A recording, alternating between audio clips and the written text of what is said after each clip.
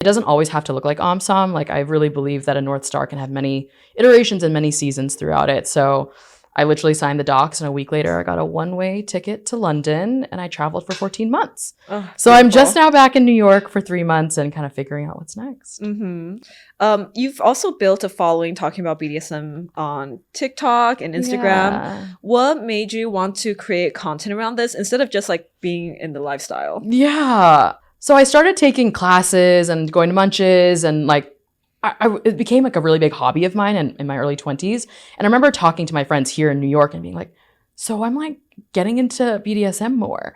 And I remember even then in New York City, arguably like some of the most liberal, progressive communities where people are pretty educated, people having so much misinformation and myths, frankly, around BDSM that I was like, oh man, if it's this bad here, and then the average, I would say, American education around BDSM is 50 Shades, I was like, oh, we got a long way to go. That's awful.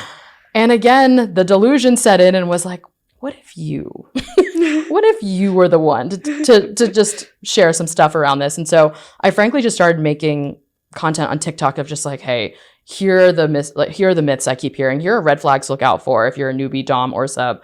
And it started doing well. Like, it was not intentional at all for me to gain any sort of following.